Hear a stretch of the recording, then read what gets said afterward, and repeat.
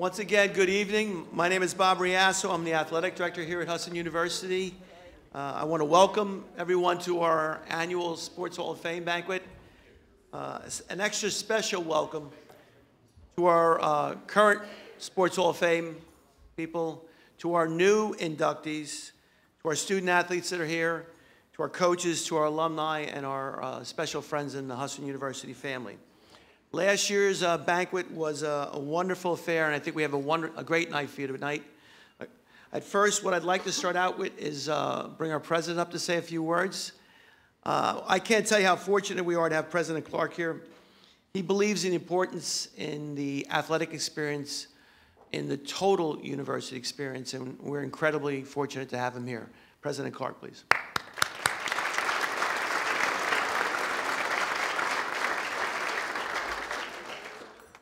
Well, and I certainly would echo that welcome. And just as I begin, I would like to take a moment to ask if all of our coaching staff might stand to be recognized, our current coaching staff. If you might stand to be recognized. And athletic administrators.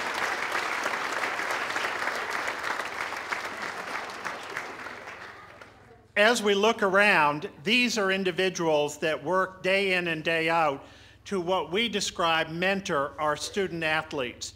And what is critical to a Division III institution is that connection between scholarship of an athlete and the experiences on and off the field. And it is a delight to know that Bob Riasso and leadership of the athletic department has been able to assemble this group of talent to shepherd our student athletes along. And when I do take a moment to reflect, I'm almost at the end of the third year. It's hard to imagine how time has gone. But when I arrived, we had about 290 or so athletes. We now have 426 athletes. And we have added 4 additional sports in that time, women's cross country, men's cross country, and in and outdoor track for women. Now, it's important that I could at least recognize the new things. I also confess that I try to get around, and with my wife Tricia, to a lot of games. I didn't really understand the boundaries of field hockey, so when the women kept knocking it out of bounds, I always thought, what was going on here? But I did learn, oh, the boundaries are different on their field than on the football field. So you learn along the way. And that's part of the process of athletics in what they mentor into a president. My most recent experience was in the swimming meet. I was trying to identify the Husson athletes in the pool. Finally, it dawned on me, H on the side of the swimming cap helped. Then the men went to run, or actually race, excuse me, swim or whatever. And I couldn't identify any H's. It dawned on me, we don't have men swimming. Okay, you learn. All of this to say is, as part of the Husson family, it is wonderful to have the experience on the field that we have on our campus and to know that it is part of team building and character building that is so critical to our athletes. And I was reminded today in reading an article in the Bangor Daily that was pointed out to me that in today's athletic world, it takes a lot of smarts to be an athlete. And that says teams wising up to the value of player smarts. And so when Warren Crusoe tells me they have 25 different plays laid out, the complexity of understanding all of that is quite a bit. And knowing that we are in a place where athletics is an integral part of that experience on our campus, that our athletic team GPA average is pretty close to 3.0. And that is an outstanding reflection of the work amongst a university community that nurtures the scholar athlete. And I know one of the roles that I've taken on is I work on a Division III Presidential Advisory Committee and spend time with other university and college presidents talking about critical issues in athletics. And as we look out over and survey the diversity, the largest number of athletes are in Division III. The biggest amount of headlines and challenges probably come in Division I. And so what we wanted to make sure as presidents is that as we execute our mission in higher education and provide a quality educational experience for our student athletes, that's our focus and that's our impetus in moving forward.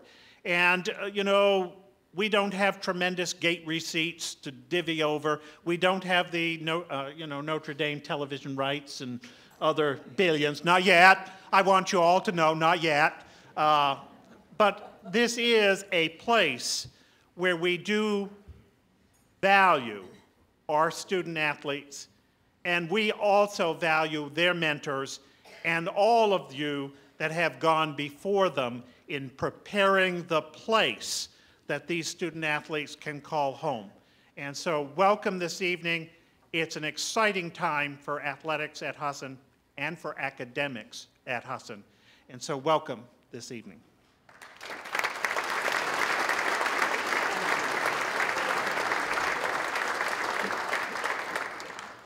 Okay, before we break for dinner, last year we put a screen up here and showed you our vision for the Bruce McGregor Sports Hall of Fame room. If you've been on campus, you've seen we've made some progress. And we're going to show you a little video which which shows the progress we have made. If you're at the basketball games tomorrow, please stop by. We're going to have receptions all day long at the basketball games. You're all welcome to come by. And it's a project that's not done yet. It's a project that is a very special project to us. We need your support. We need your donations because we want to really see this dream for this very, very special room come to fruition.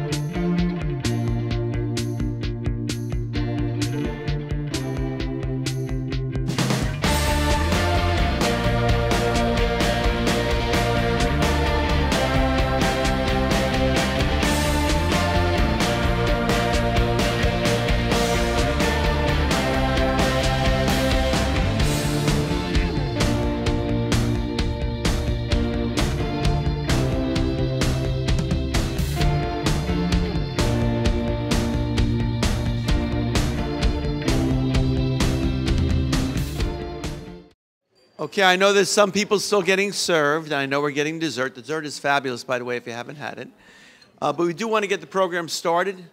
First of all, I would like to thank my staff that's worked so hard, in the last few months to get this done.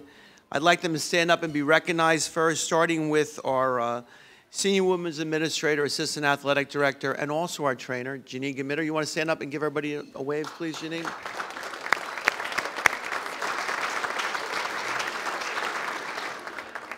I said it last year, too, but he's the man who wears more hats than anybody at the university. He's our outstanding basketball coach. And by the way, a round of applause for a great win last night, Coach. He's also Director of Advancement, Director of the Eagles Club, Sports Hall of Fame member, Warren Caruso. She's probably hiding on me because she does all the work behind the scenes, but she's the Director of Alumni Relations. She's also our coach of our cheer and dance team, Buffy McHugh. Come on, Buffy, step out and everybody give him a wave. Thank you, Buffy. I want to give a special mention to our Sports Information Department, starting with our Director, Carly Gettler. Carly, you want to stand up and wave for us, love? Thank you. And we have to recognize the voice of Husson Athletics, Reed DeRose. Reed's.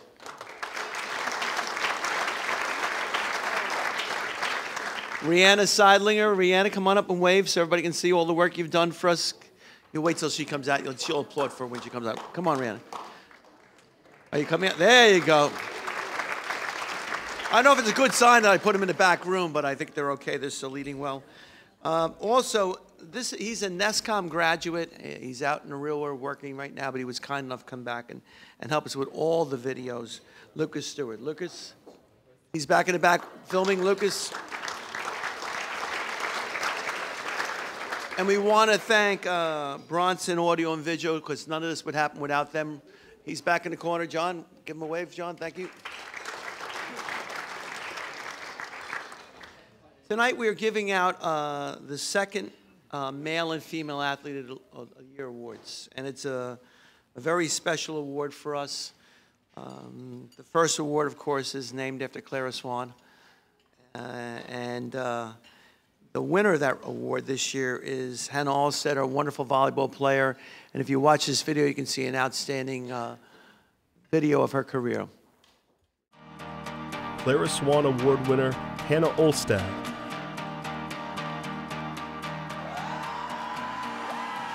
Hannah Alstead is quite possibly the best and most decorated volleyball player to ever wear an Eagles jersey. In her 4 years at Husson, Hannah has been named the Player of the Week in the North Atlantic Conference 6 times and has received numerous Husson Athlete of the Week honors. Hannah was also selected to the North Atlantic Conference All-Conference Second Team in 2009, was placed on the All-NAC First Team in 2010, 2011, and 2012, and was the NAC Player of the Year for 2011. Heather Leonard, the sophomore middle hitter. Pass going to be off the net. There's going to be a back row hit for Olstad down, and she'll pick up the kill as Alyssa Boyd. Here Richardson again, dug by Brill. Johnson will go to Olstad out of the back row, puts it down as Leonard's not able to dig that one, goes back under the net. Olstad with her 5th kill of the match.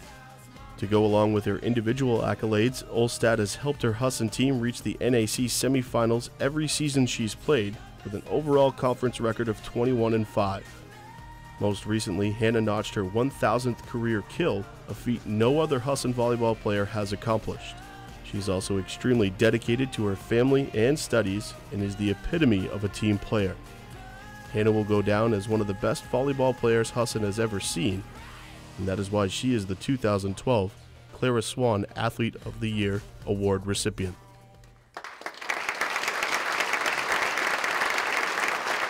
Here it is, huh? By the way, Hannah will be playing in the Senior New England All-Star game this weekend, and if Clara would come up to help us give out the award. Clara Swan.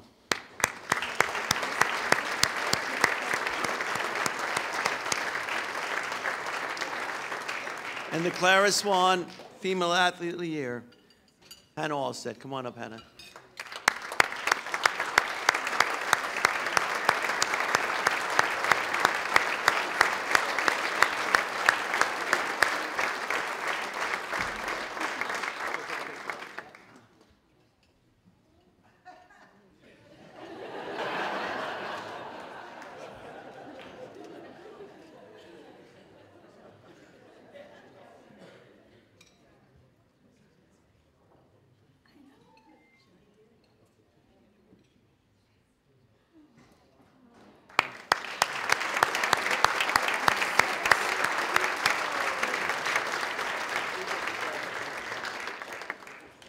Okay, this is the second annual Male Athlete of the Year Award, and we've named it after Del Merrill. And the Male Athlete of the Year is Matt Lubier. And let's look at a video of his brilliant career. Del Merrill Award winner Matt Lubier. Matt Lubier graduated from Husson in the spring of 2012 and was a remarkably successful 4-year member of Husson's golf team. Matt was a captain in both his junior and senior seasons. He was named to the North Atlantic Conference All-Conference Second Team in 2009 and 2010. Also, as a sophomore in 2009, he was the medalist at the University of Maine Farmington Invitational. Matt helped lead Husson Golf to its 3rd, 4th, 5th and 6th straight North Atlantic Conference championships, competing in the NCAA tournament all 4 years. In 2010, Matt helped lead the Eagles to a New England Intercollegiate Golf Association championship, besting all other teams competing from New England. His performance in 2011 earned him a spot on the All-NAC first team, and he was the overall medalist for the NAC Championship, earning him the title of Golfer of the Year. Matt not only was talented on the links, but was also a true leader in every sense of the word, earning him this 2012 Del Merrill Athlete of the Year award.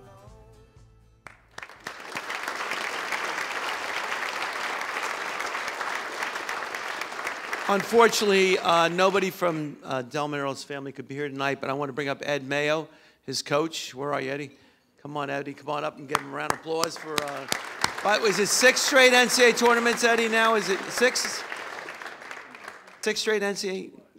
7 championships in a row. And at this time, we would like to bring up the Del Merrill Athlete of the Year, Matt Lubier. Come on.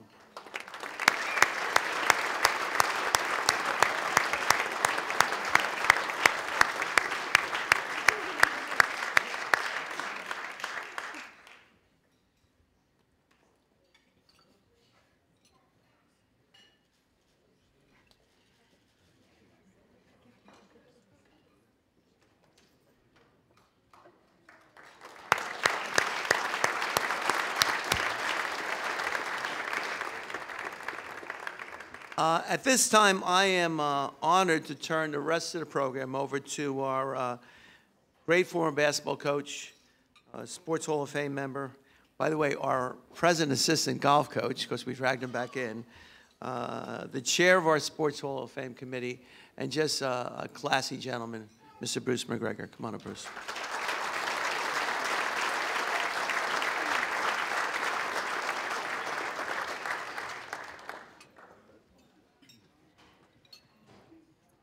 First of all, I'd be remiss if I didn't say that every organization has somebody at the top, and Bob Riasso is at the top of all this that's going on. I would like you to give him a round of applause. He has done so much for our university.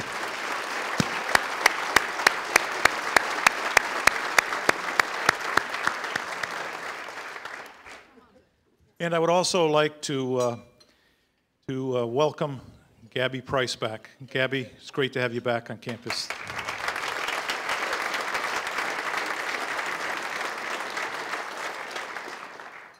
I'd like to acknowledge those that are the members of the Hall of Fame committee. It's been a very active committee for the last 2 years. I think we've made great progress in some of the things we want to accomplish. And so if you would, I'd like you to just stand as I announce your name. Sue Skinner, Bob Campbell, Dewey Martin, Mary Whitehead, Sue Allen, and John Boucher is not here, but also serving on the committee are myself, Warren Caruso, and Bob Riasso.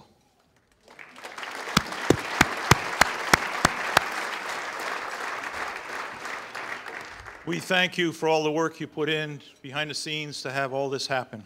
It really is important to the university, and it's important to a lot of people, and that unto itself is why it is such a good thing. But let's start tonight with going through those that are in the Hall of Fame that are being inducted tonight.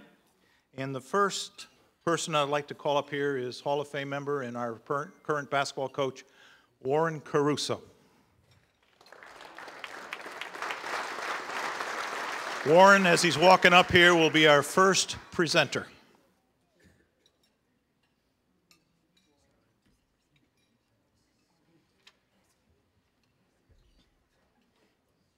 Thank you, Coach.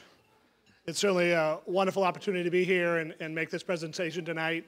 As I get started, I'd like to congratulate all the inductees tonight. Certainly it's a wonderful night for you and to have all this come together. I had the pleasure of all the individual inductees watching their career at Husson, most of it while I was serving as the sports information director. And it's certainly a pleasure to see this all come together. And you know, through this week, I was asked a couple times, you know, if I was a part of the 1976 team. And though I've been here a long time, I was only 11 in 1976. So I've heard all the stories that go back to those times, but I was not part of that team.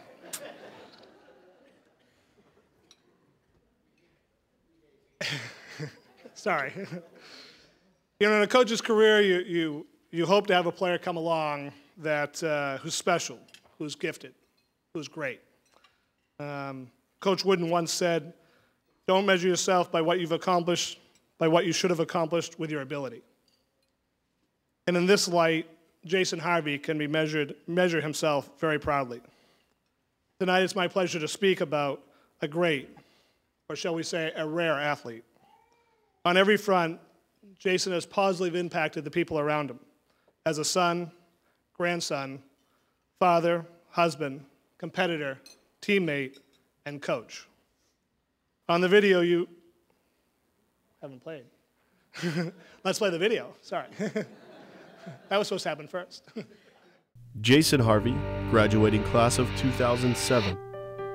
Jason Harvey is one of the most talented and hardworking male athletes Husson has ever seen. Harvey competed in basketball, baseball, and one season of golf in 2006, during which he was part of the North Atlantic Conference Championship team.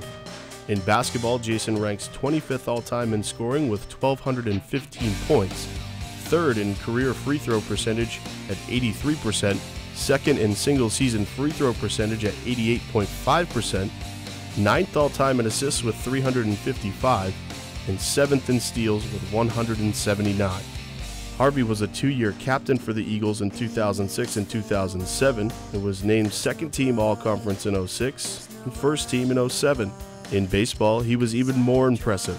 The two-year captain holds records for most triples in a season with 9, doubles in a season with 14, and hits in a season with 79. Jason is fourth all-time in batting average at .444 and holds the second longest consecutive game hitting streak with 22. Harvey was named first-team All-NAC in both 2006 and 2007. Jason works at Husson now as an assistant director of athletics and head baseball coach. Harvey has led Husson to 2 trips to the NCAA National Tournament in 2009 and 2011, winning 2 games in the 2009 regional round, which were first in program history. Jason lives in Bangor with his wife Kristen, who is being inducted into Husson's Sports Hall of Fame with him this evening, and their sons Jacoby and Drew. Jason Harvey.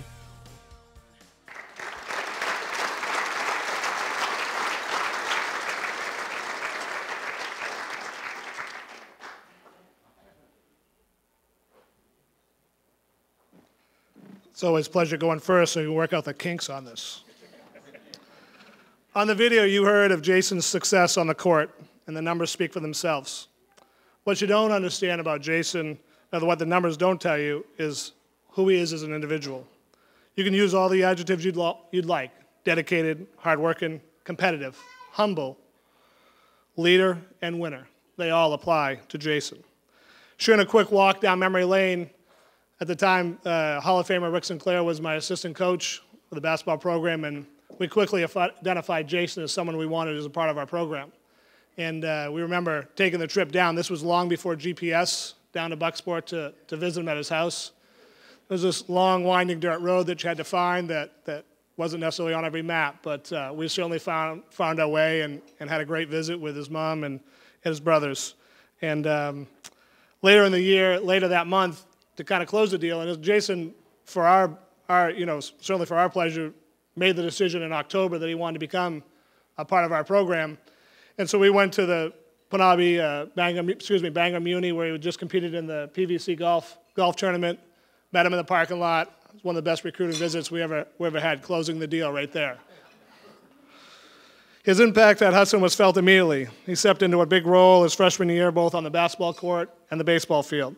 He helped the basketball team to a conference championship and a trip to the NAI National Tournament. His aggressive, confident style of play made everyone around him better. That's what great leaders do, great people do. They make people better. Jason kind of broke our hearts his sophomore year. I got to take a little side trip down here. He made a decision to pursue a baseball opportunity at the University of Maine. And I didn't tell him at the time, but it's one that I was proud that he made. It was a big leap for him to take that chance to leave something that he was comfortable in. And I truly thought he had an opportunity to play professional baseball. A short time after his sophomore year, after 1 year at Maine, he made us very happy by returning.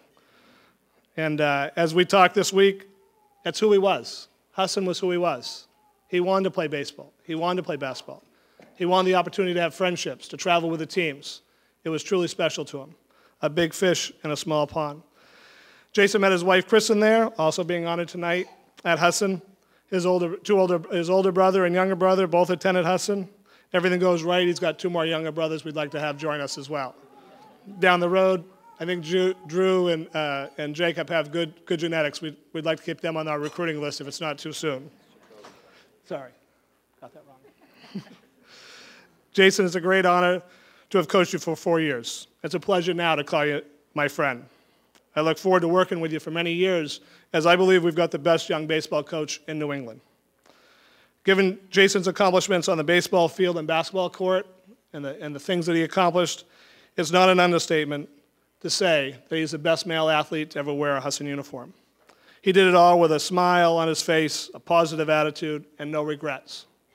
Gold medalist Jesse Owens said this: "In the end, it's extra effort that separates a winner from second place. But it takes a lot more than that. It starts with a complete command of fundamentals. It takes desire, determination, discipline, and self-sacrifice. And finally, it takes a great love, fairness, and respect of your fellow man. Put all these together, and even if you don't win, how can you lose?" I believe this quote embodies who Jason Harvey is. It is with a great deal of pleasure, pride, and honor that I induct Jason Harvey into the Husson University Hall of Fame.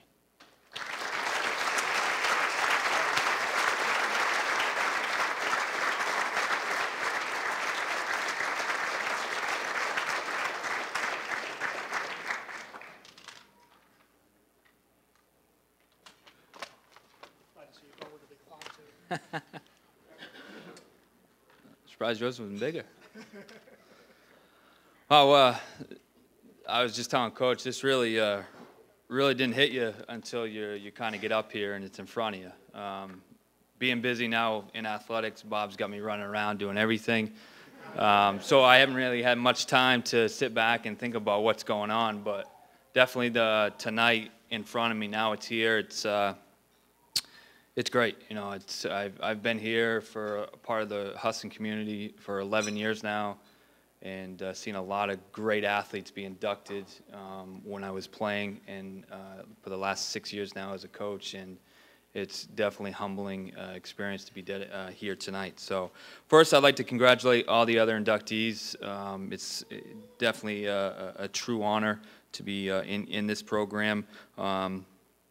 I'd also like to thank Athletic Director Barbara Yasso, President Clark, Coach McGregor, and all the Hall of Fame committee members for the great job that they've done with this program.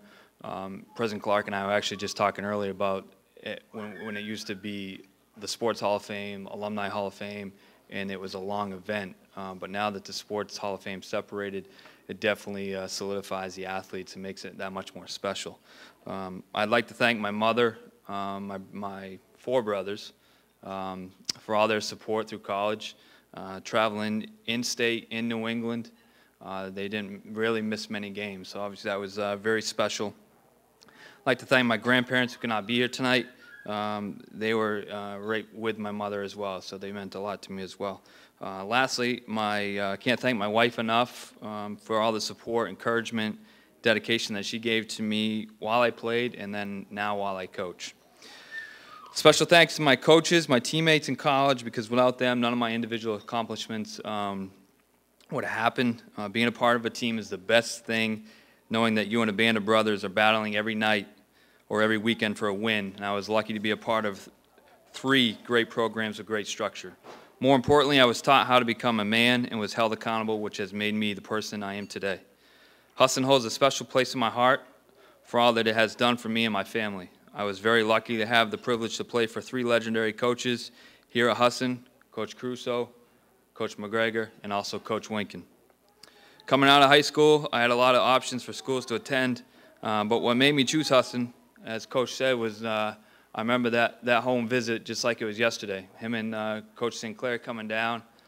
No more than, after that visit, 2 weeks, I was sold. I was coming to Husson. And what separated is knowing that I plan to play 2 sports. Coach Crusoe backed me and supported me and guided me through that process.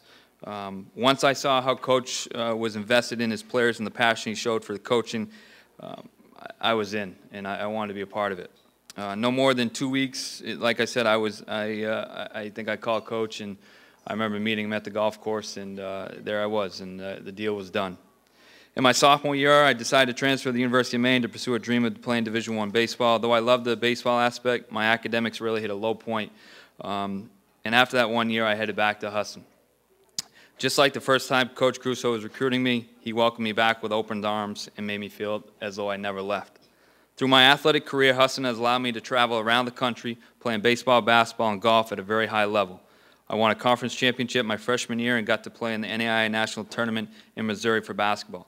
I was part of the team that brought Coach Winkin his 1,000th career win. I made 6 trips to Florida to play baseball, basketball, and golf. I traveled to California twice. Our golf team went to the NCAA Nationals in Indiana. I was able to see the country all due to Husson athletics. Many people won't travel as much as I did in a lifetime, let alone 5 years. Right after graduation, I was given an opportunity to take over the baseball program, and I can never give Coach Price enough credit for believing in me and supporting me as a young coach. I am now going into my 6th season as a head baseball coach, and there's no other place in the country I'd rather be than right here at Husson. Now I am in a position to give back to student athletes and provide them with the same opportunities that I had. I have been a part of the Husson family for almost 11 years and have seen the campus grow tremendously over that time. With the leadership and guidance that we have in our president and athletic director, I'm even more excited to see where the next 11 years bring us. This is such a great honor, and what makes this even more special to me is that I am being inducted tonight with my wife. We met my freshman year at Husson and have been together ever since. We have been blessed with 2 great boys, and I am looking forward to the day that they become Husson Eagles as well. Thank you very much.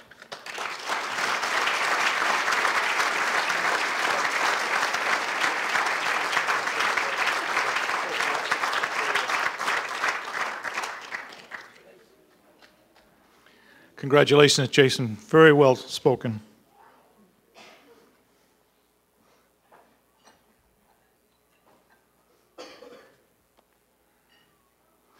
I'd like our next presenter to come forward to the podium. Our next presenter is Keith Bosley. Keith is a very successful coach in soccer at Husson College over the years, the women's program, and now is the athletic director at Green Mountain and doing a great job there. Keith, please come up here.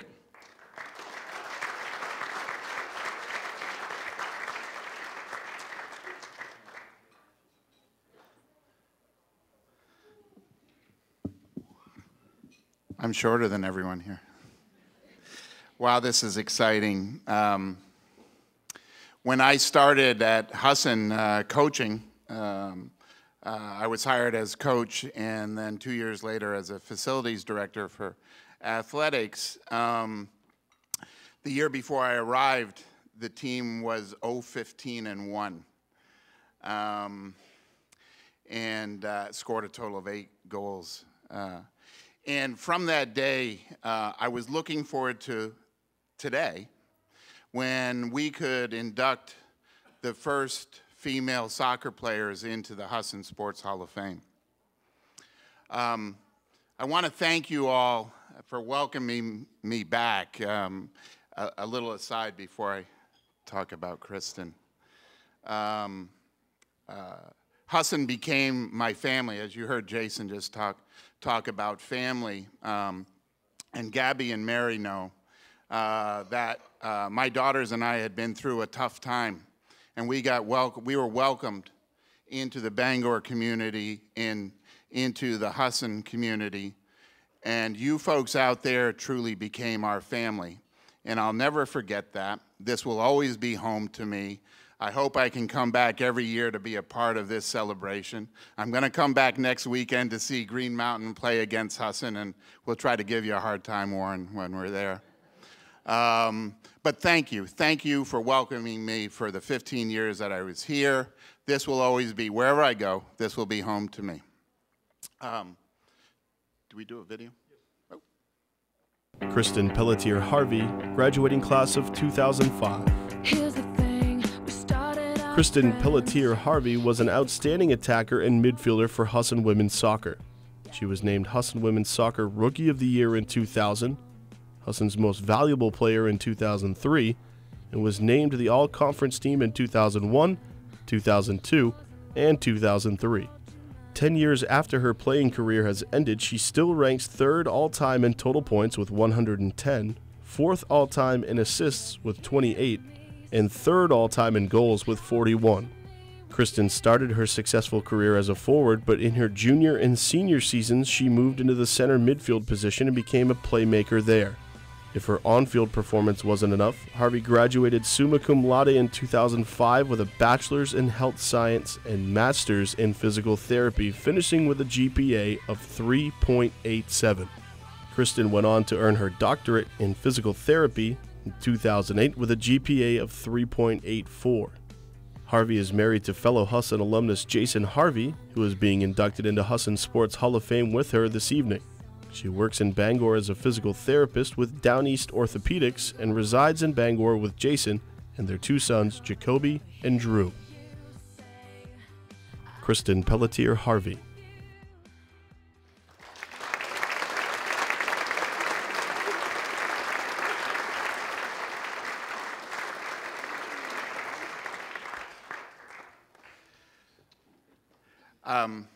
Two stories about Kristen. First of all, she grew up, she's the same age as my oldest daughter, Bethany, who has, I can probably say, twins that are 6 months old, about the same age as Drew. And I first met her and Ricky, I think when you were 13 or 14 years old, 13 or 14 years old. And no, I was not recruiting her at the time. Oh, I should have been smart enough to, but I was coaching in the Olympic Development Program, and she was part of a U14 team. And to illustrate to you the kind of commitment and courage and self-confidence that she had and has, hello, she came, this was a team made up mostly of young women that were from southern Maine, from the Portland area, from York County, 1 or 2 from the Bangor area, and she drove all the way down from Madawaska, and I gave her a ride down to New Jersey for a camp week at Rider University with the Olympic Development Program, and her dad dropped her off, and she hopped in the back seat of the car and went off, and she was ready to go, and you would never have guessed that she was anywhere else but from Cape Elizabeth, because she walked in right with those people. In my new position at Green Mountain College, I had the unique opportunity of hosting an event like this 3 weeks after I arrived. Obviously, I really didn't know anybody I was inducting, but I faked it as best I could. But there was a gentleman being inducted. His name is Rick Stanton. And Rick had an outstanding career as a goalkeeper at Green Mountain College and then as a coach. And then he went on and he coached in Sky Blue, which is a New York team from the highest level of women's professional soccer, now coaches at Seton Hall. So I had a little something in common with him, and we had, Kristen and Aaron had played in that game. We had gone out to Green Mountain College, and we played Castleton on a Saturday and Green Mountain on a Sunday. And Rick Stanton was coaching at that time and remembered that game. And here's why he remembered that game. First of all, we played Castleton and very poorly on Saturday.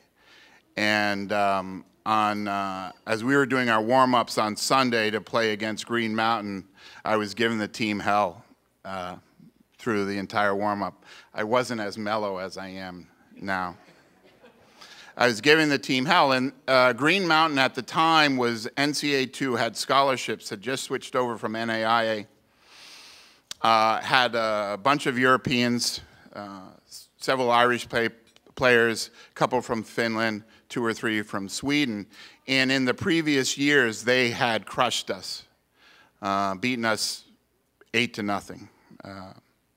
But we went out and played this game, and I like to think it was because of my coaching, but it was actually because of people like Kristen. We played this game against them and held them even. And these are scholarship athletes that had crushed us in the past, and held them even through the first half. In fact, Kristen took a shot that the goalie had to make a brilliant save on, had to go horizontal and just flick the ball, and I think it hit the crossbar and slid out. And actually, Erin played out of her mind in the center midfield while we were there. And the point is that Rick Stanton, 15 years or 12 years later, remembered that night and remembered these young women as they played. Our program went on to have successes and some championships, but it was always valuable to me that, and important that the young women that are playing now, that they know that their successes were built on the shoulders of people like Kristen and like Katie, who are here, that defined what the program was going to be, that formed the prototype of the kind of player that we were going to have, that was tough and fit and smart and dedicated to their teammates. And Kristen Pelletier Harvey represents all those things. Kristen.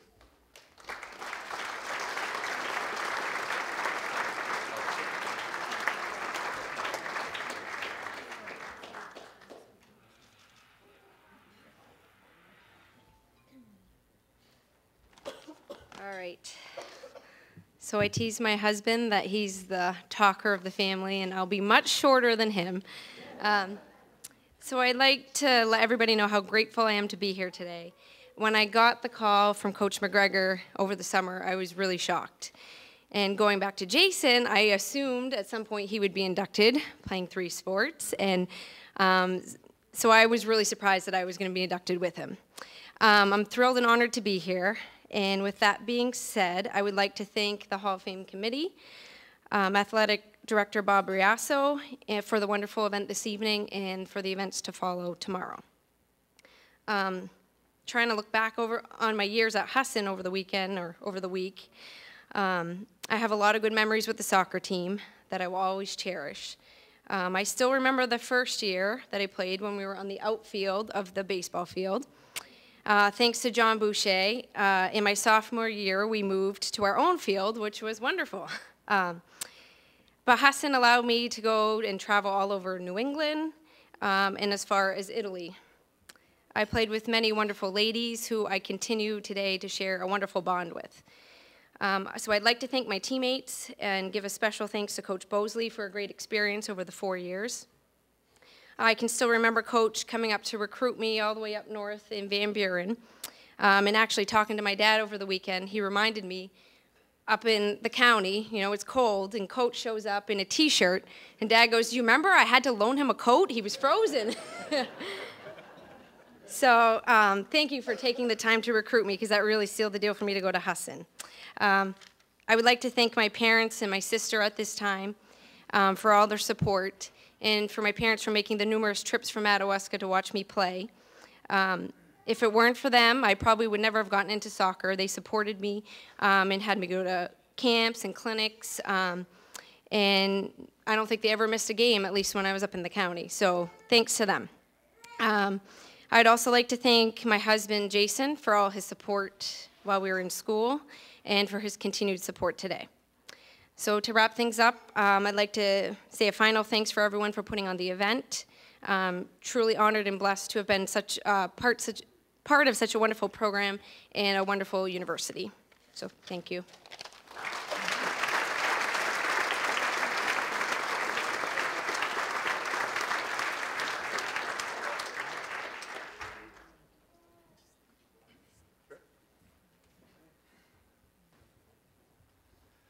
This is my night. I get to go twice. I'd like to next, we're going to introduce Katie Callaghan Roberts. Katie Callaghan, graduating class of 2002.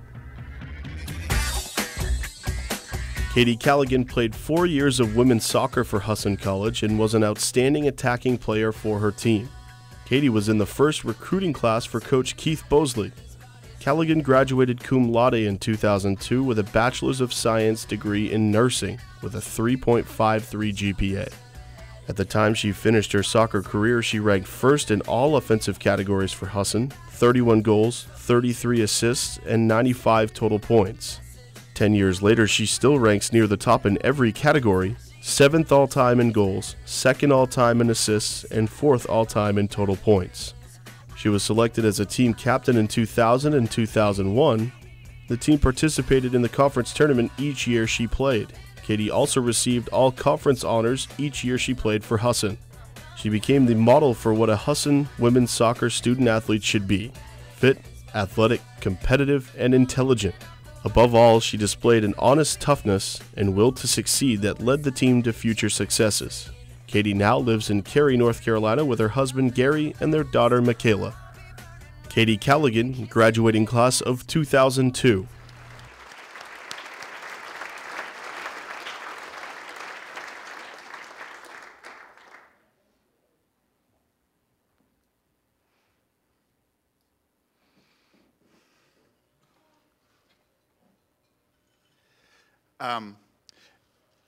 Yeah, that video shows a couple of things. First of all, it says that she was in my first recruiting class, and she was in my first class, but I started at Husson maybe 6 weeks before the season started, so there was no sort of recruiting involved, but I was pleasantly surprised when we started the preseason. We had 13 players in her first year. And as I said, the team the year before was 0-15-1. And we almost collectively as a group had to decide how were we going to be able to compete. And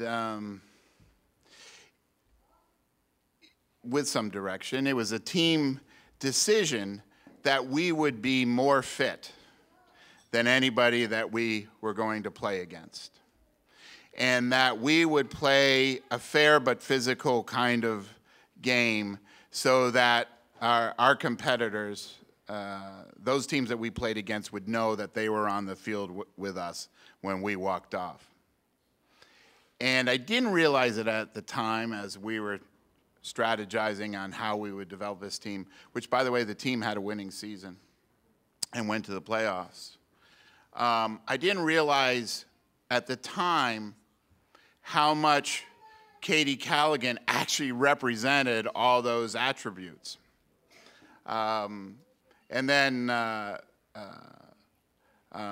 as we went through the year, and she led the team, either as an attacker or as a midfielder, by sheer force of will. Certainly she was very technically competent. Certainly she was very fit. But did you see her face on any of those photographs that were going through there, the determination in her face and the will? We used to play in the outfield of the baseball field, which you saw there. And as the fall went on, it held water, so it got muddier and muddier.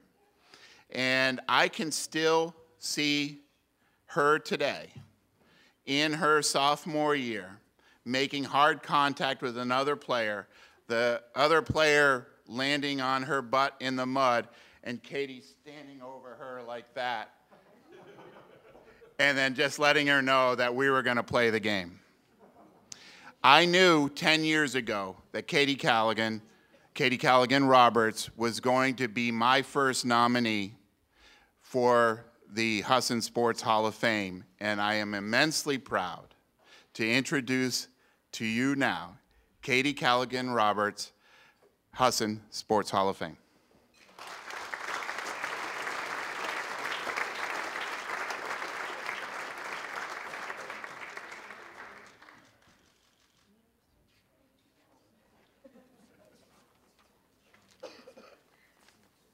Well, I'll be much shorter than Jason and Kristen because I didn't prepare a formal speech until I found out that she had a speech, so I'll write some things down.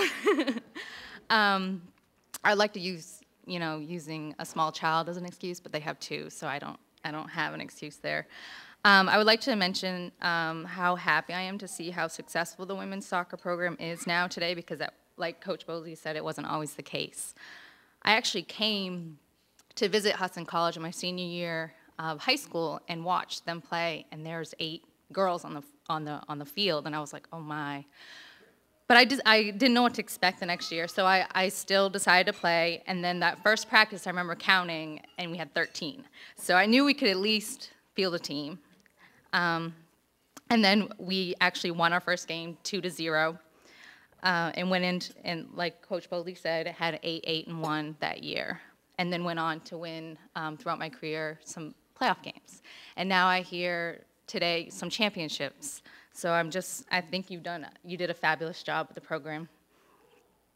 I'm sorry to see you leave, but I would like to thank Coach Bosley and the Hall of Fame committee. This is such a great honor. It's extra special to me because I joined my grandmother, who was inducted to the Hall of Fame a few years back for basketball. So I'm not sure how many grandmothers or granddaughters are in the Hall of Fame together, but maybe we're the first. I'd also like to thank my mother and father for all their support. I'll never forget playing Husson women's soccer, and I miss it every day. And thank you very much. It's a great honor.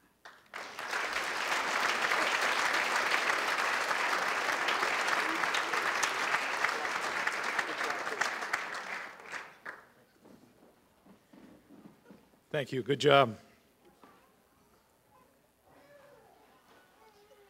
If I could right now, I'd just like all those that are presently in the Husson University Sports Hall of Fame presently, would you just stand up, please? Everybody that's in the Hall of Fame.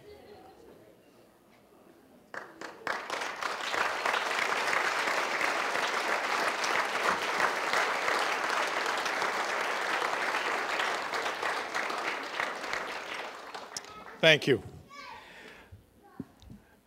I'm the next presenter, so if we would run the video on Ross McGee, please. Ross McGee, graduating class of 2006. I never knew. Ross McGee graduated from Husson in 2006 after a successful 4-year golf career with the Eagles. The 2-time captain was an integral part of Husson golf, earning the respect of both his coaches and teammates. In McGee's 4 seasons, his teams played to a record of 409, 46, and 3, winning the conference championship in both 2002 and 2003. Ross also helped the Eagles to 3 Maine State championships in 02, 04, and 05, along with 3 New England Division III intercollegiate championships in 02, 03, and 05. Ross earned Rookie of the Year honors in 2002-2003, Conference Player of the Year twice, and was named to the All-New England team 3 times. Husson competed in the NAIA National Tournament in the 2002-2003 season. Ross's 2005 senior season was by far his most successful individual year, as he earned a spot on the NCAA All-Northeast Regional Team and won the Guy Tedesco Award from the New England Intercollegiate Golf Coaches Association for Best Representing Collegiate Golf in New England across all divisions. McGee turned professional in 2007 and has since qualified for the New England Open and placed in the top 10 at the Greater Bangor Open. Ross now works in Naples, Florida at the Naples Grand Country Club and the Quarry Country Club. Ross McGee. Ross, would you come join me, please?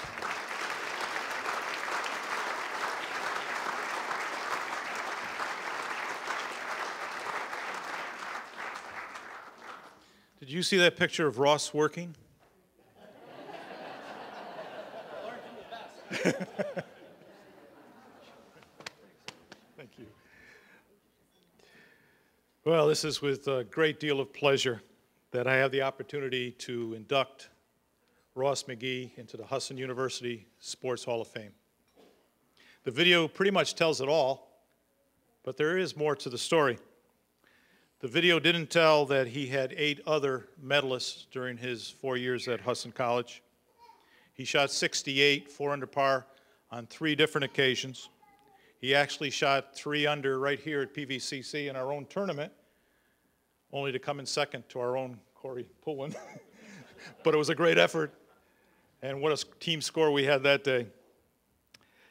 At the Nationals, we had gone out there, and for one of the first times, we were ranked in the top 20. And we went to the Gulf Coast in Florida, and when we got there, we actually heard a little snickering that Maine boys couldn't probably play very good golf, and maybe we were seated a little too high because of the weather back in Maine. But when the 4 days were over, we showed them Maine boys could play, and we actually ended higher than we were seated during the whole season. Ross finished his career with an unbelievable weekend, and that was the New England Golf Coaches Association tournament in Cape Cod. And that was the weekend that Ross was awarded the Guy Tedesco Award, which, as you heard, is for the person with athletic ability and best exemplifies what is best in collegiate golf in New England. This tournament is the biggest, largest, and oldest golf tournament in the country. And at the banquet, Ross accepted the award in front of 300 people and 44 teams and their coaches. And he did an unbelievable job as he spoke and gave great pride to our golf program and to Husson College. It was really an unbelievable night. And his family was there, which made it even better. And they're here again tonight. Good to see you. In the tournament that weekend, Ross started off the first round with a 71, 1 under par, off to a great start. But as it would turn out, the second day in the front 9 was not his best 9. He was 4 over and shot a 40, and it looked like he may lose some ground on the medalist, which would have been turned at the end of the tournament, and we were concerned. And on the 10th tee, I remember, Ross, we had a little conversation. One of many. But one of the hardest things in golf is when things are not going well, to turn it around in the actual round. What you want to do is go to the practice round and then work some and then come back and play. But on that back 9, when Ross seemed to have possibly let the medalist slip away, he didn't do that at all. He shot a 2 under par and finished with 1 over for the tournament, and he ended up medalist for all the Division III schools. There were 33 in attendance. And when the smoke had cleared, not only had he won the medalist for the New Englands, but he also finished 3rd amongst all the Division I, II, and III schools. An unbelievable weekend. So at that weekend, he talked the talk at the banquet in front of all those people, and he walked the walk on 2 rounds of golf, medalist and 3rd overall in New England. I've had a lot of people that have played for us. I've had a lot of captains that have played for us, but this guy is right up there with the top of all of them. It is with great pride, Ross, that I induct you into the Hall of Fame tonight.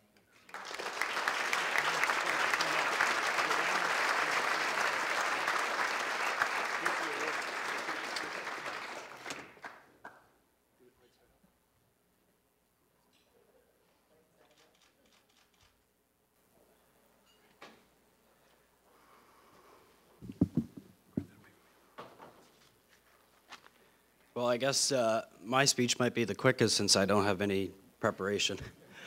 I'd like to thank everybody for coming out tonight, not only at Husson, but family members, everything like that. This is just a great opportunity. I'm just really blessed with everything that I accomplished at Husson. It really doesn't amount to all the friendships I made with Coach McGregor, now Coach Mayo, other team members. It's an unbelievable opportunity. And growing up during high school, I sat down with my grandfather, who we discussed about, which colleges to attend and everything like that. And growing up in Maine playing golf, it's everybody's dream to, get as far south as you can so you can play year round and really, develop your game and everything like that. Obviously, as everybody knows up here, it's pretty tough in the winter to play golf. Although I do have some pictures of some snow golf, but just a wonderful opportunity of how blessed I was to be able to attend to Husson, which had an unbelievable business program for me. Networking through Husson, which has absolutely got me where I am today. We're working in Florida, work at 2 golf courses down there. None of that would have been possible if it wasn't for Husson. I was very fortunate. My freshman year, Corey Pion was my captain. He pretty much laid the ropes for me, and Corey Poulin, my sophomore year, led the league in scoring for Division III. So being around that competition really made me a better player, and more importantly, a better person. But one person I'd really like to thank tonight is Mrs. Mack. She was always there for us. You know, my mom couldn't always make the tournaments, but Mrs. Mack was always there. And if you ever made a double bogey and you didn't really want to see Coach, but Mrs. Mack always had a big turkey sandwich ready for me. But another person I can't thank enough is Coach McGregor. Just everything along the line is just a class person, just awesome. I really wouldn't be where I am now if it wasn't for him. And as all of you know about Coach, he's probably the most competitive person I've ever met, although Mrs. Max over there is doing this. But I just want to say thank you again for this wonderful opportunity, and thanks again.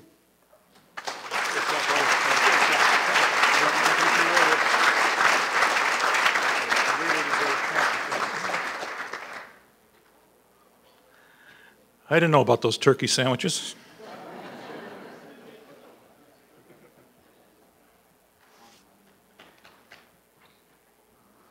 Our next presenter is Kissy Walker, Hall of Famer, and the women's basketball coach. Kissy, come on up, please.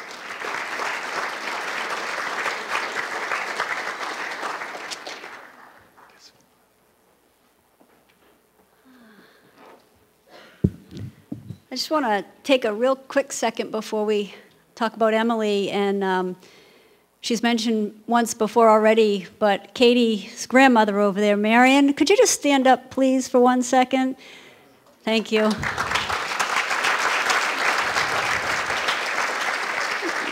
Marion is also a Hall of Famer, and tomorrow we have an alumni game. We haven't had one on the women's side for probably, I think it's 12 or 13 years. And I'm really excited about it. We have quite a few women coming back to play at 3 o'clock tomorrow, and it's been over 60 years, and Marion is going to, I believe, over 60 years. And Marion's class of 1948, I believe, is that correct? Okay. Anyway, she's going to be stepping on the floor tomorrow, and so I just think that's, not to play, just to be recognized. And Warren, I just want to say, don't feel bad, because I think I'm aging just like you. One of my players also asked me if I was working here at Husson when the 1975 team played. So, Emily, could you come on up and we'll roll the video on Emily?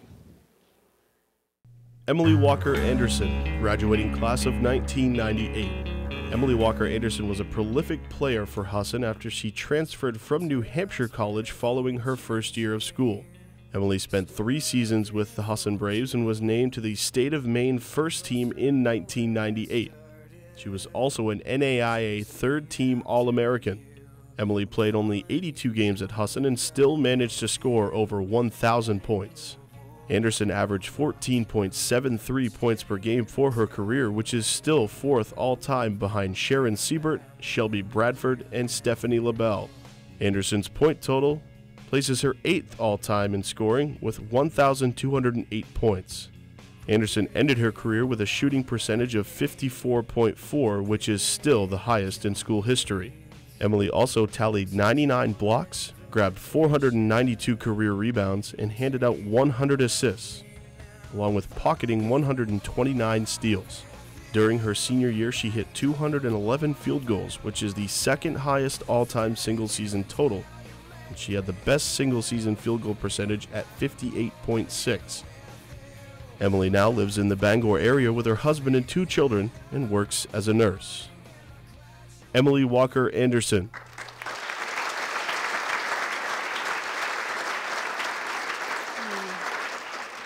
Emily and I were having too much fun over there sharing stories, and come to find out we both were going to kind of tell the same story. So I'll keep it brief. But as you saw on the video, Emily, we recruited her, and she had it down to us at Husson and New Hampshire College, which was a Division II school.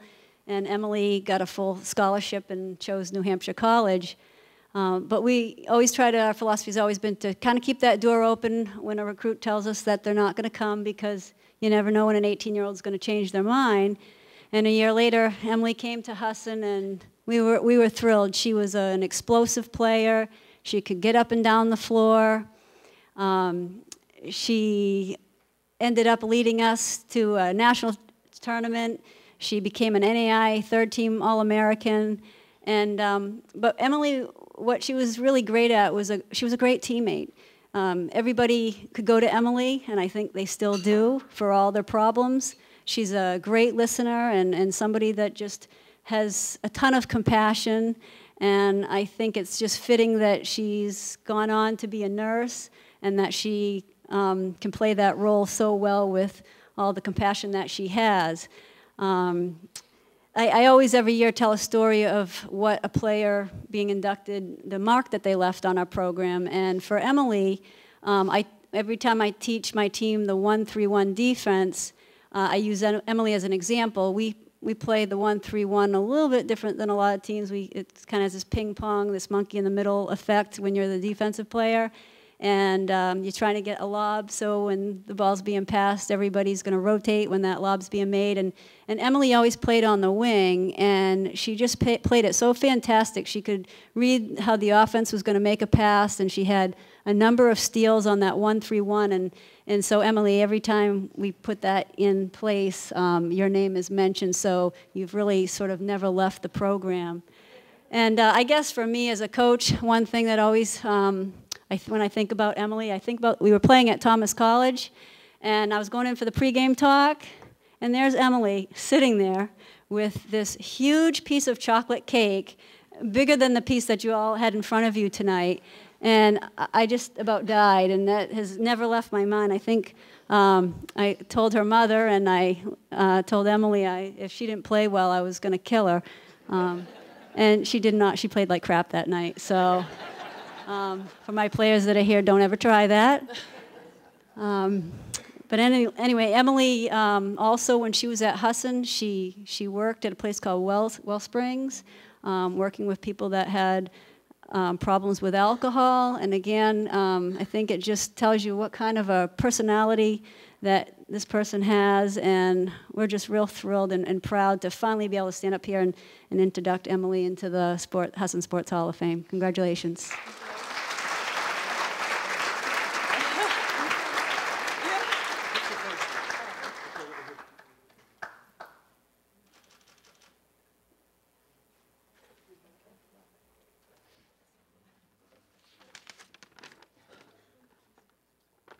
I knew I wouldn't get away with telling that story. Actually, I was admiring the pictures because those are kind of funny too.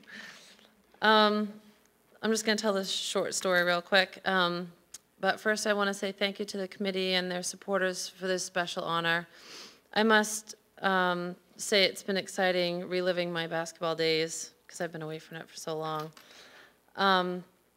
For me, basketball started when my father made me attend third grade bum league tryouts with a deal that if I didn't like it, I could be a cheerleader. Obviously, it was a smart choice to play in the league, and I chose to keep playing after only scoring one basket the entire season. I think I wore jeans, too, that game.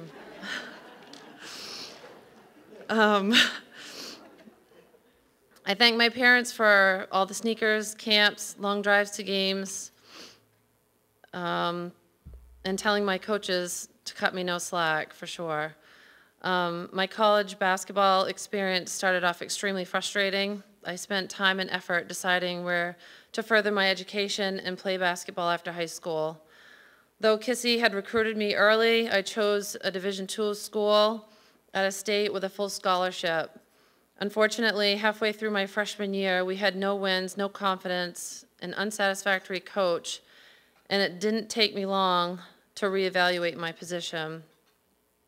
I remember sitting on the stairs in my college suite speaking with my mother on the phone and making one valid point. I want to play basketball, and it's in a successful program.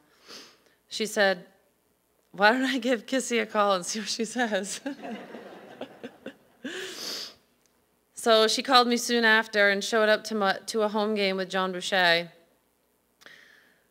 They could see that the gym was completely empty, and my desperation for happiness with an undecided major and a full scholarship, I walked away from it and transferred to Husson at the end of the year. After beginning the season at Husson, playing on a team with my high school rivals, I was never so happy in my life. I had my parents and my followers close by and a successful program that took us to the Nationals the first year I was there. Husson College gave me a life-changing experience with 2 bachelor degrees and a second family. I had the best professors, the best coaches, friends, and memories with no regrets whatsoever. Thank you, Husson, for this experience. Thank you, John Boucher, for giving me the opportunity and confidence that I needed to succeed there. Many thanks to Carlene Thompson, John Rubino, Carolyn Dodge, Pam Hennessy, and Coach for all the work-study programs through school and for all the support. But most of all, thank you to my teammates throughout my basketball career for making all our accomplishments succeed.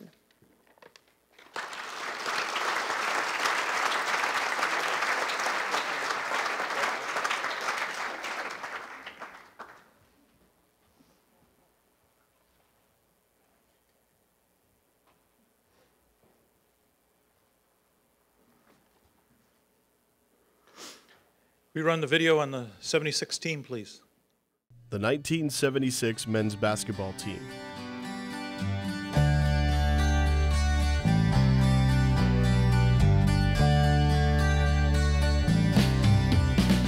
The 1976 men's basketball team is one of Husson's most storied teams, producing 7 previously inducted individual Husson Sports Hall of Fame members. The Braves, led by Hall of Fame head coach Bruce McGregor, downed opponents with ease all season long. When compared to all other NAIA teams that year, Husson was near the top of 4 separate statistical categories. The Braves were 3rd nationally in both rebounding at 60.5% and team field goal percentage at 55.6%. Scoring an average of 100.2 points per game, the team ranked 2nd overall for team offense, and along with this, they posted a season average team scoring margin of 32.8 points, which put them 1st nationally. Hall of Fame members Walter Edwards, class of 1988, Joe Messi, class of 1990, Ish McKitchen, class of 1991, Kevin Saunders, class of 1992, Ray Clark, class of 97, and Tim Murphy, class of 2001, are joined now by their teammates John Lucas, Tim McMahon, Tom Philbrick, Dan St. Louis, and Brian Walsh as Hall of Famers. Managers Larry Dawson, Al Levitz, Jeff Levitz, and assistant coach Alan Kenyon round out Coach McGregor's staff. The Braves played to a 30-0 record before traveling to Kansas City to play in the NAIA National Tournament. Husson's first-round opponent would be none other than California Baptist, the nation's scoring leader at 102.8 points per game. Husson led at halftime before eventually falling to the number 10 team in the NAIA and ending a legendary season for the Braves. The 1976 men's basketball team.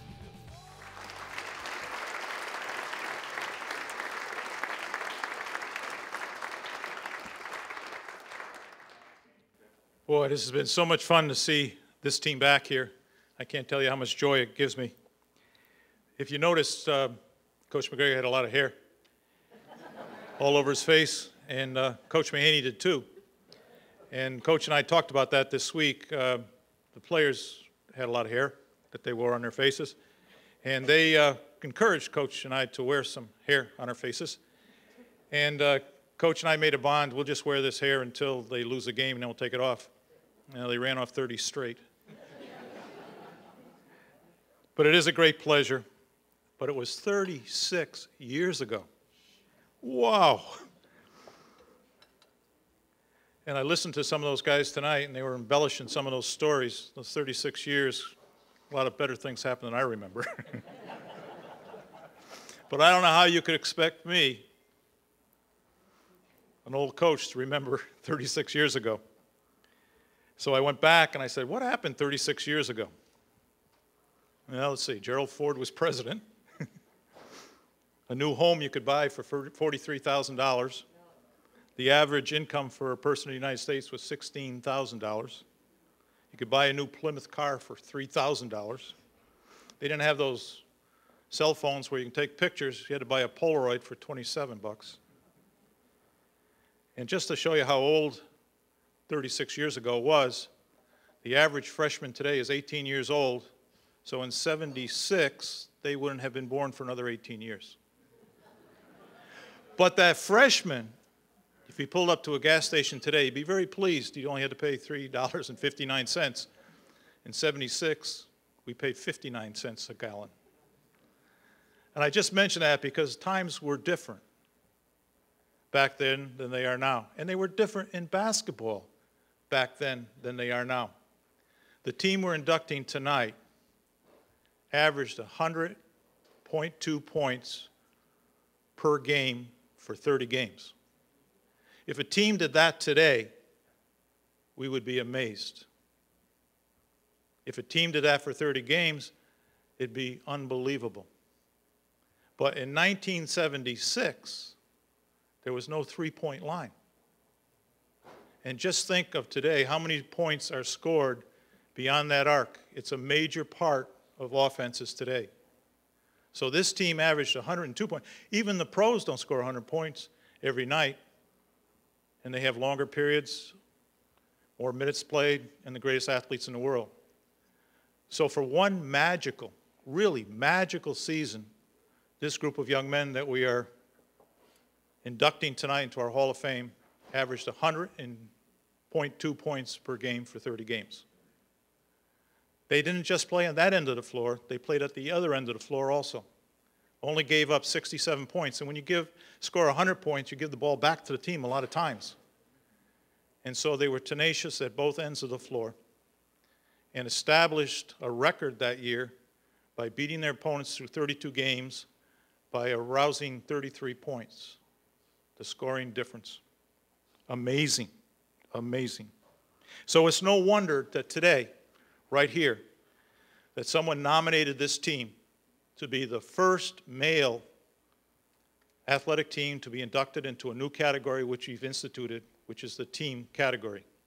Last year, Kissy Walker's Final Four team was inducted, a great team, but this team will always be remembered as the first male team to be inducted into the Husson University Sports Hall of Fame.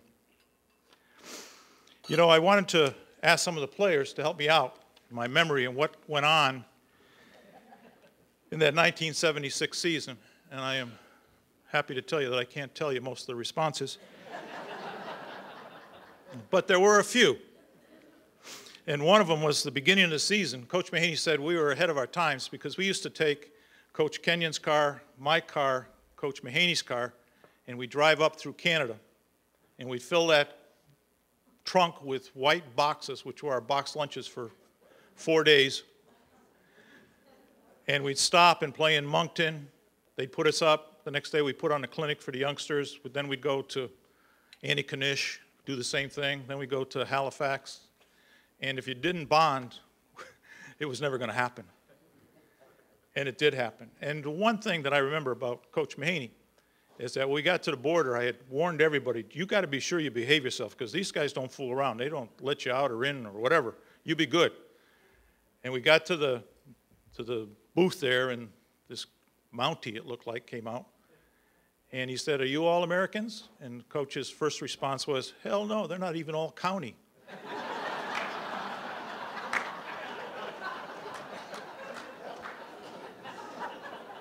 So obviously I had very little control from the beginning. Another story that was brought up was the fact that we came back late one night, and it was really late, and we got to about Waterville, and the ice on the road was immense, and cars actually stopped. Trucks stopped. 18-wheelers stopped. It was just like a parking lot. But we happened to be at the exit where the Holiday Inn is in Ellsworth, and so we left the cars, and we slid down the crown of the road and down the exit and went over to the Holiday Inn, and we looked for rooms. We didn't have any money, but we looked for them. And they said, we don't have any. So we tried to sleep in the lobby. We all just laid on the floor. Do you remember that? Well, we didn't get any sleep. We just laughed all night long. We finally got up, and we got back to campus about 7 o'clock. I had an 8 o'clock speech class, and I was in speech class, and 2 of the players were in that speech class at the same time. It was incredible, incredible experience. But the overall response that I got from the team was this. We were really a team. We were really an excellent team, not just talent-wise, but we really bonded together, and we really were on the same page with each other. One player listed all the attributes of every one of his other teammates, which I thought was pretty nice. Several, probably about 5 of them, said that the best opponent they played all year long was the first team's best opponent they played all year long was the second team. And that was by all 5 guys on the second team.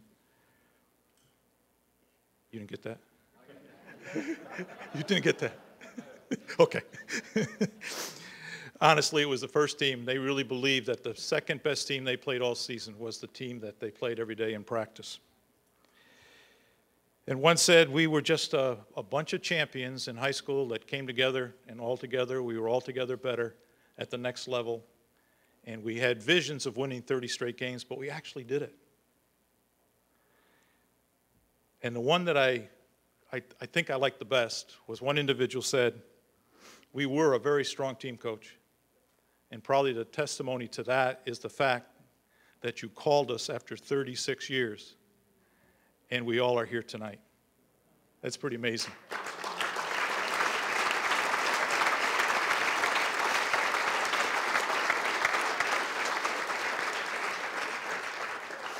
And they didn't just come from Maine.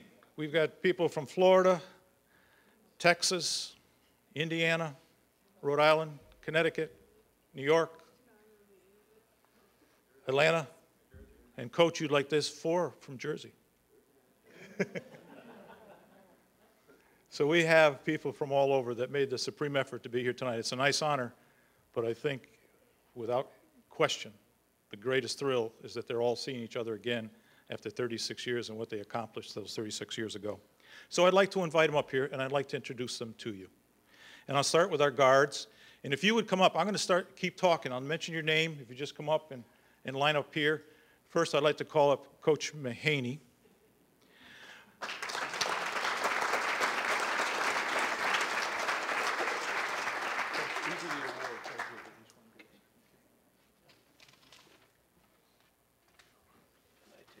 Sure. Coach and I were actually, as we put it, like brothers. During that period of time, we coached together. He was the athletic director, and I learned a lot of basketball from this man. He's a keen mind for basketball, and we spent a lot of time, as many coaches do, just sitting down and talking about the game and how it can best be played and how the offenses work and so forth and so on. And, Coach, I'm indebted to the time we spent together. Thank you very much. The guards, let's start with Brian Walsh. I called Brian, if you start coming up here, Brian. Brian, when I called him, he said, Coach, I didn't do much. I didn't do much. Brian, you did a lot. He had great enthusiasm. He worked as hard as he was possibly could work. He was a team player all the way. And honestly, Brian, you were our Rudy.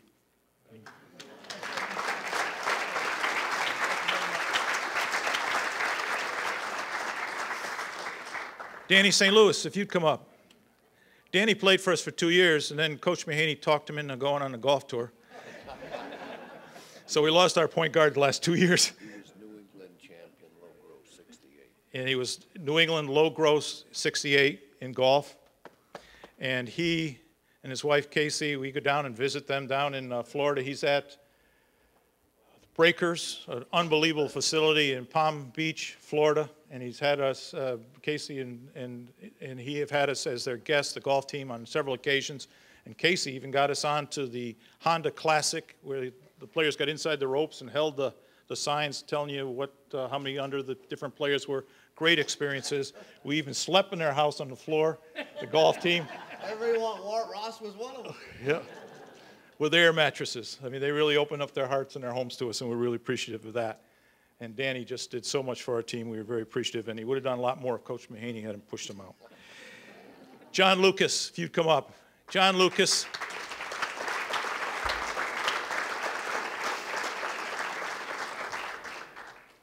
Johnny Lucas started his first 2 years for us, and then we put him as coming off the bench, which was unbelievable, because when this guy came into the game, the intensity and everything just went up another level. And from going from starter to coming off the bench, never once did I hear a disparaging word. And I'll tell you, when he came off, he had some unbelievable games. And one of the most incredible games was probably our biggest game of that season, was the Keene State game, where we probably wouldn't have won it without this guy here. But to give up a position he had for the betterment of the team is an indication of what a team this really was. Tim Murphy, if you'd come up.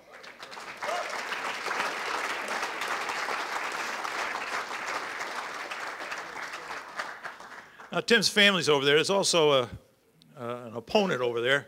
His big brother, Chris, was the coach at Maine Maritime Academy, and his mother's over there. Just put your hand up if you would. And she sang the national anthem at every one of our home games that season.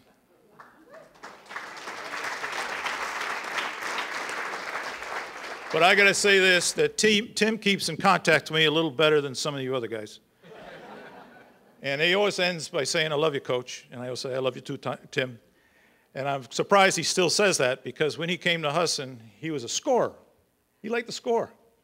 First game, I think he had 22 points. I brought him in. I said, "Tim, I'd like you not to score. I wanted you to be our Rondo before Rondo was around. I wanted you to distribute. I wanted you to do other things." And did he ever. And he was so key in the success we had, because he filled the role as point guard, and he could play the D. And I think by the end of the season, he was taking more charges at the other end of the floor than he was shots. But how key that was to the success of our team. Ish McKitchen, come up here.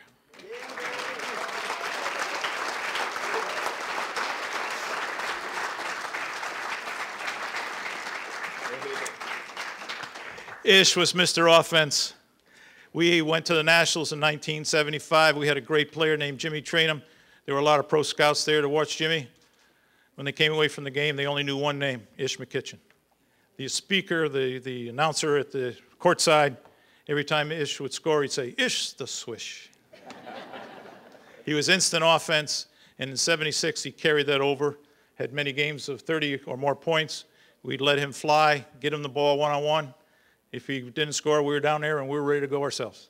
But he did it, and he's still playing basketball. In fact, he and Mary Whitehead, where are you, Mary? They met at the Senior Olympics, and he's still playing at Senior Olympics, and this guy is coaching in Jersey, won a state championship last year. Tim McMahon. Tim McMahon, come on up. This guy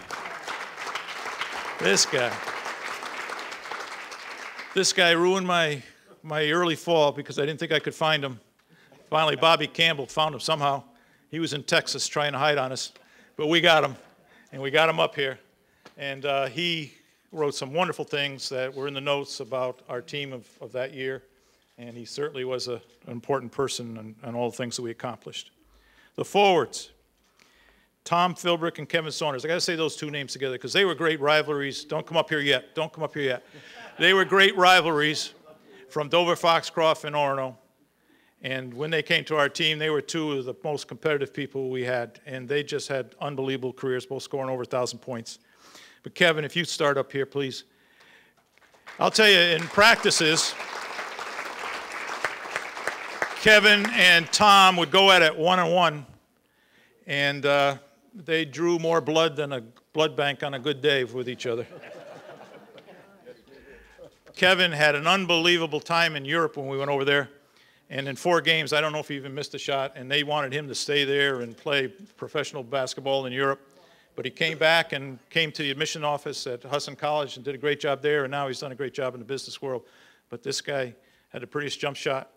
But I got to tell you this, Luke, I heard in the comments that you had the best looking jump shot. It was in there. Tom Philbrick, come on up here.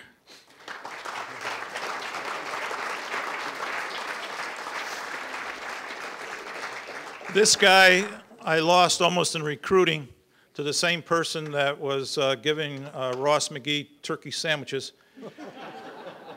His dad was the coach at Orono, and I told Chris, boy, I'd really like to have Tom come play for us. And I said, yeah, I'd like you to meet his father. His father's name was Gib Philbrick. And she went up and shook his hand. She said, Gib Philbrick, I'd like to. I was sure he wasn't coming. But Tom was our inspirational leader. There's no one with more intensity. He's the guy, the first one to dive into the stands. He was the one that played when he was sick at Farmington. He had the flu. He asked for a towel. He threw up in the towel, threw it back to me. I haven't worn that suit since. Center, Joe Mezzai.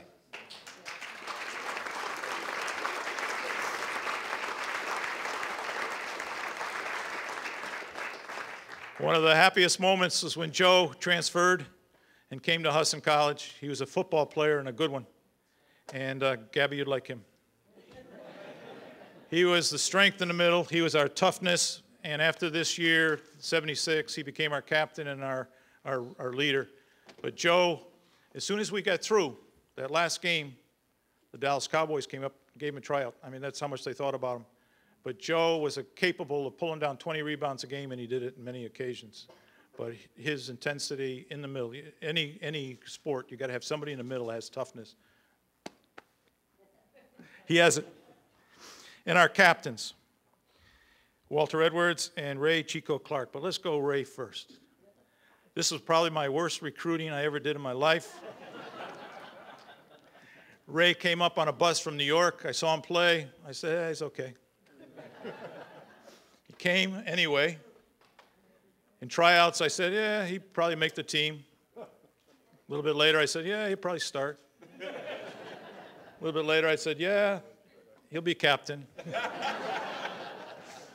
And then by the end, he's the most valuable player. But Ray Clark, Chico, could really play the high post. This guy could really play it. And he did things on the high post I wasn't even aware of. And I started calling them the Chico moves.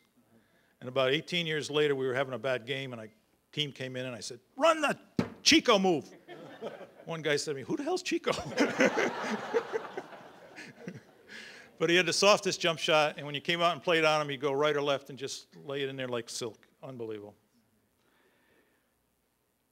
Walter Edwards. Come on up, big guy.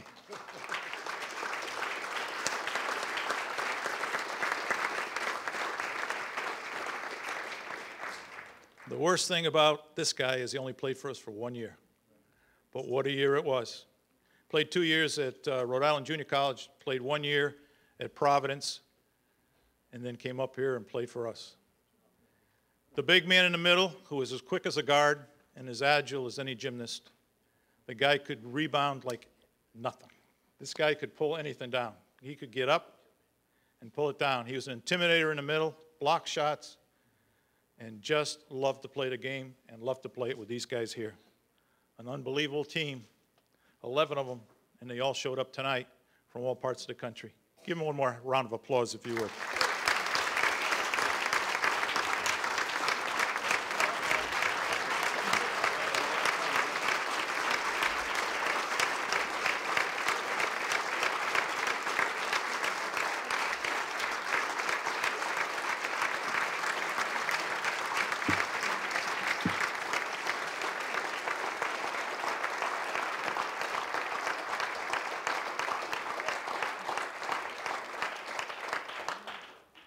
But I'm not through, because I have two gentlemen sitting right over there, a couple of brothers. I'm going to have them come up in a minute together. Al and J.J. Levitz were our managers, kept us straight, kept us organized, and were very important to us during the 76 season. J.J., we even had to suit up at times. And when he suited up, I'd yell at these guys, he knows the offense better than you guys. And I think he did. Yeah, what offense? Good point. So if those two gentlemen would please come join us and get your award.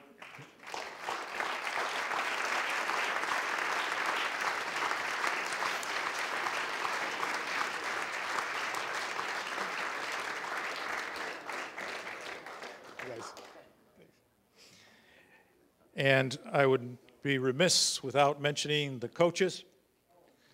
Al Kenyon was our coach, our assistant coach, a tremendous individual, loved the game, bright mind, and dedicated to Husson College at the time, basketball.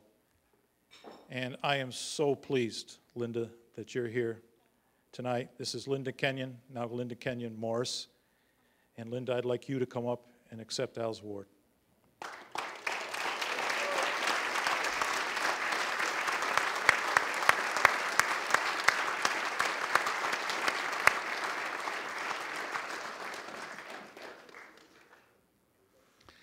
And to our wives, Chris and Carlene, we thank you. We know you were very involved with us. And I've said this 100 times, I think. Chris would have filled this room with meals that she's prepared for athletes over the years. And very indebted for that also. And one more on Sunday. One more time. We're going to have breakfast at the house on Sunday. You're exactly right. So I will end with that tonight. And I am so thankful for these guys. Every coach should have 1 year with a group like this, and their life would be complete, and mine is. Thank you, guys. You want to speak? Somebody want to speak? Anybody want to speak?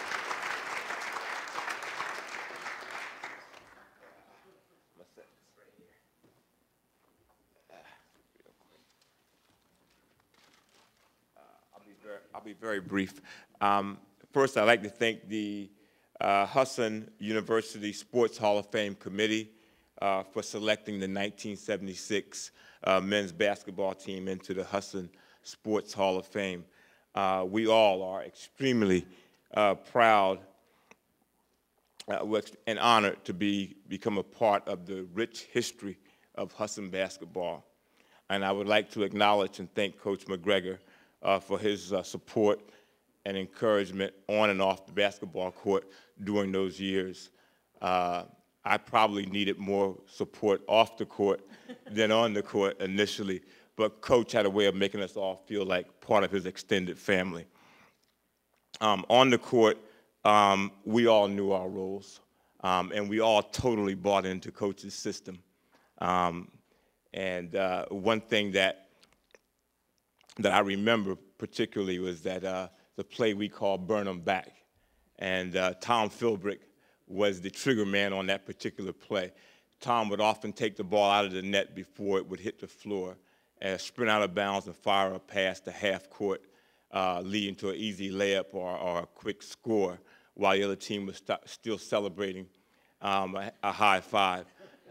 And also Tim Murphy became the master, as Coach mentioned, of taking the offensive charge.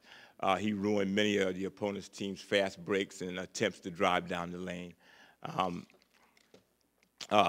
There was a level of unselfishness that made each of us probably the best that we could possibly be.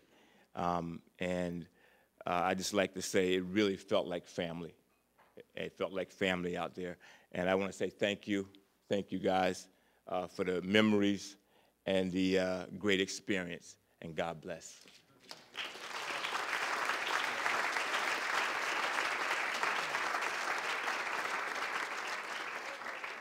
I'd just like to thank Coach McGregor for being such an amazing man, and I've been waiting 36 years to thank this man for kicking me out of Maine.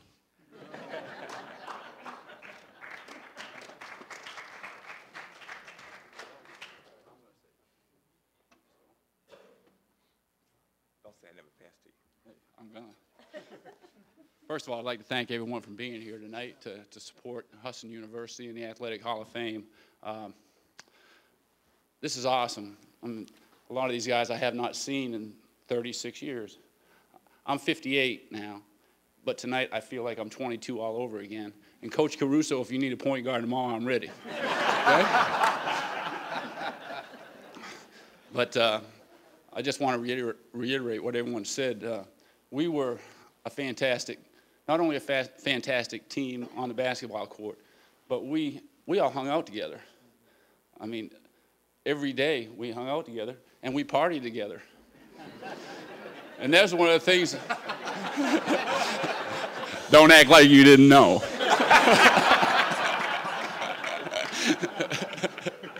But that was the thing. It had to be hard on Coach back then. And, you know, I mean, drinking age was 18. Hart Dorm had a pub in the basement. What are you gonna do? You know, we had Chief Week, 9 days of free kegs every night. So, you know, it had to be tough. But I just want to say, you know, Coach McGregor was just great to play for. He's a fantastic guy. And he was like a father to us all. And Mrs. Coach, you were like a mom to us all. And we really appreciate that. Like Ish said, it was a family. Tonight, I mean, we're still a family. We cared for each other so much back then. We still care for each other, even though it's been such a long time, and it shows. I think I look at these guys, and it hasn't been 36 years. I feel like I just saw them yesterday. I mean, and this is just a fantastic thing, and I thank you very much.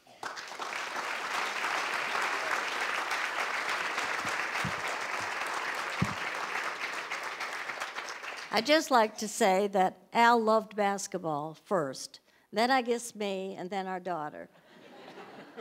He really enjoyed it. He was 5'4", so when you're with this crew, you're kind of lost, but I think they respected him, and he could shove them around a little bit, too. I wish my daughter could have been here tonight to see this gang, because she and Jill and Mary Mahaney, they all had the little H on their sweaters to be cheerleaders. And so she's now 42, and she's a beauty. But I thank you for this honor of giving us this, and this will go with my daughter.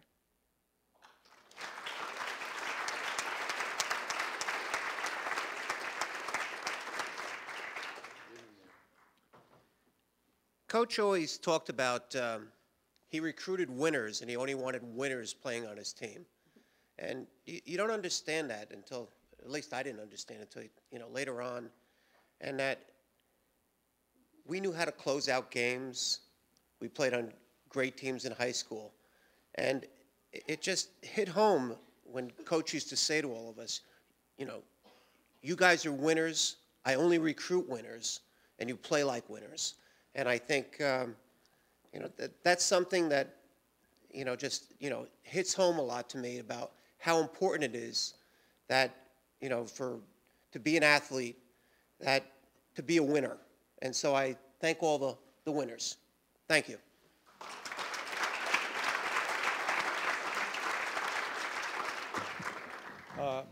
I'm Tim McMahon. Where's Bobby Campbell? I want you to give him a round of applause.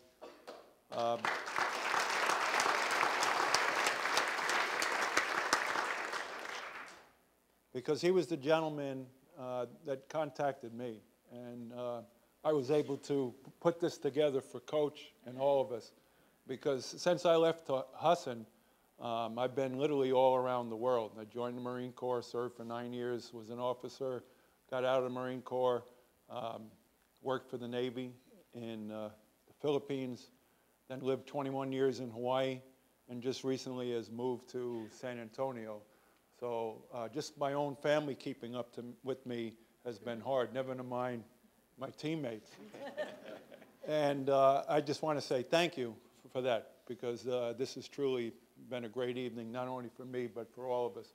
But while I was in the Philippines working for the Navy, they asked me to coach the Philippine college that was outside the base in Subic Bay. And I said, oh, sure, I'd love the opportunity to play. And the only style of basketball that I knew was the fast break. And I taught these Filipinos to take the ball out of the net like Tommy used to do, and away we went, and how Joe and Walt used to get the ball off the backboards to catch either Tim or Ish on the wings, and away we went again.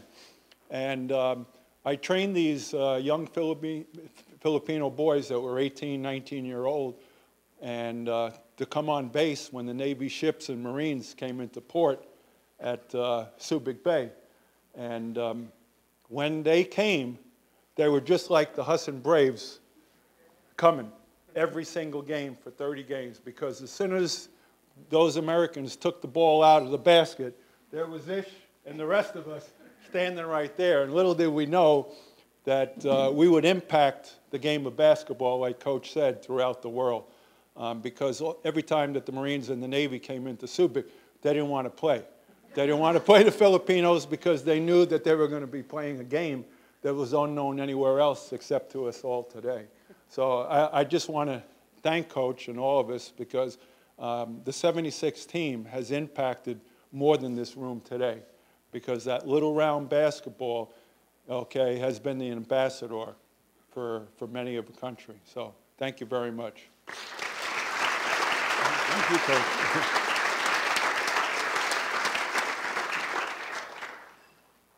I just want to say thank you. First of all, the Rudy comment is great, especially now that I stand beside the height that's over here. But really, when I look back now, I'm married for 32 years and have 3 children. And it's just a tremendous thing to be able to stand up here today with these gentlemen, Coach McGregor, and be proud to be a Husson College alumni, knowing that the athletic program is in such great hands, and the football program with Coach Price back is going to be doing as well as it was before. And we stand before you as people, ambassadors of Husson College, very, very proud. And thank you all for coming tonight.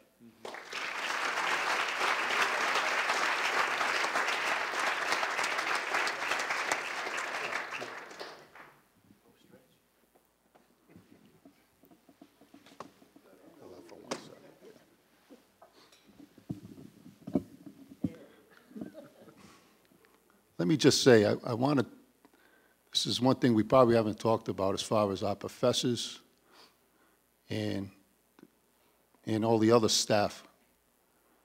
Without their help, and believe me, you know, trying to get the class, get our test scores in, it was, that was probably one of the biggest things that, you know, first thing you come to Husson is to get your education. That's probably the first thing. This is all gravy right here.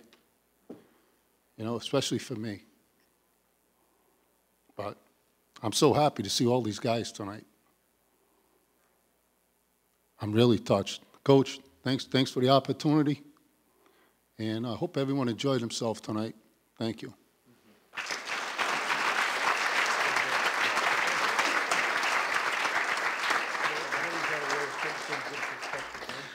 Now you can see why they were so successful.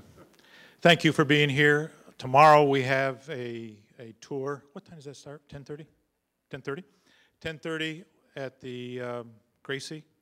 There'll be a tour of the campus. Anybody be interested? A little continental breakfast. Love to have you there to join us if you want to see. And tomorrow, Kissy, you have an alumni game. What time does that start? 3 o'clock. And Coach, what time of your game? 1 o'clock. Great basketball game with WPI, Worcester Polytech. They are ranked Division III nationally, and Coach is just coming off a great win the other night, and so it should be another great game. These guys will be there. Please come and join us. We'd love to see you then. But thank you so much for being here tonight and being patient. Travel safe.